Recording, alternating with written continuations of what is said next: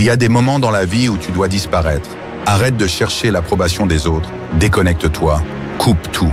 Pendant 1 mois, 2 mois ou même 3 mois, consacre-toi à une seule chose, toi-même. Le moment est venu de te ressourcer, de travailler, de t'améliorer et de réapparaître plus fort que jamais. Premier, pourquoi disparaître et se focaliser sur soi? Avant de disparaître, il est essentiel de définir un objectif précis. Visualise clairement ce que tu souhaites atteindre avant de te retirer du monde. Fixe-toi un but qui te motive, un objectif qui te poussera à avancer même dans les moments les plus difficiles. Disparaître avec un objectif en tête te permettra de canaliser ton énergie et de concentrer tous tes efforts sur cette mission. Utilise la discipline et une planification rigoureuse pour tout mettre en œuvre afin d'atteindre cet objectif avant de réapparaître. Les réseaux sociaux te maintiennent dans un état constant de distraction. Chaque notification, chaque like te vole un peu de ton temps et de ta concentration. Imagine ce que tu pourrais accomplir si tu utilisais ce temps pour travailler sur toi. Mohamed Ali a dit « Je détestais chaque minute d'entraînement, mais je me disais « Souffre maintenant et vis le reste de ta vie comme un champion. » Ce que tu dois comprendre, c'est que ce n'est pas dans le regard des autres que tu vas trouver ta force. C'est dans l'isolement, dans le silence que tu vas pouvoir la cultiver. Supprime les applications, coupe les notifications, mets-toi en mode avion. Laisse le monde tourner sans toi. Tu n'as pas besoin de la validation des autres, tu n'as besoin que de la tienne. Disparaître pendant 1 mois te permettra de te recentrer, de redéfinir tes objectifs et de te lancer dans une transformation personnelle profonde. 2. Utiliser ce temps pour se former et se ressourcer.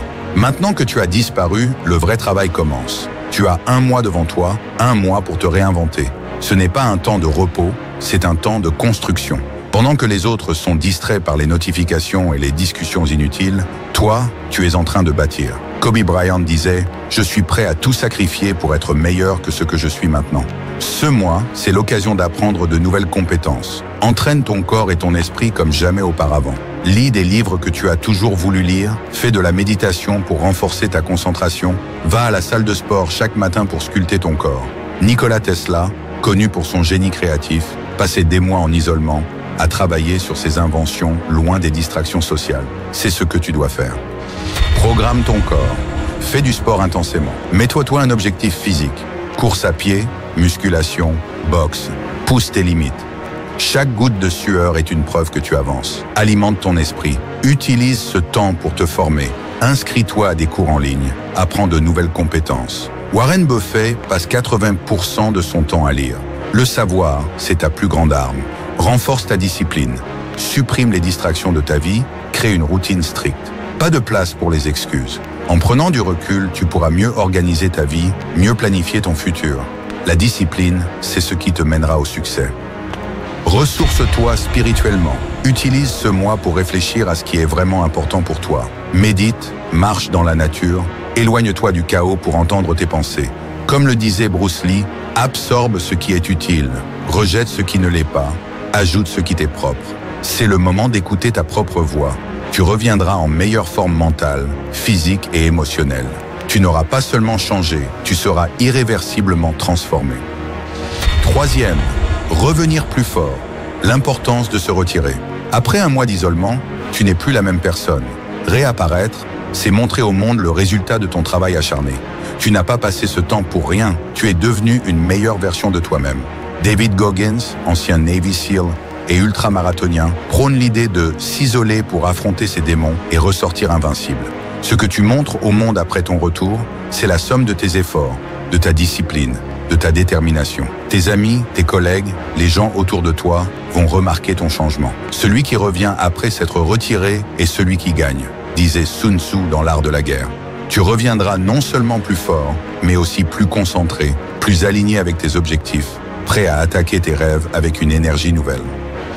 4e, les avantages du retrait temporaire. Quand tu te retires temporairement, tu te donnes un avantage que les autres n'ont pas, la perspective. Alors que le monde continue de tourner à une vitesse effrénée, toi, tu prends du recul. Et c'est ce recul qui te permet de comprendre ce qui est réellement important, de voir les choses avec une clarté nouvelle. Napoléon Bonaparte passait des périodes de réflexion seul avant de prendre des décisions cruciales.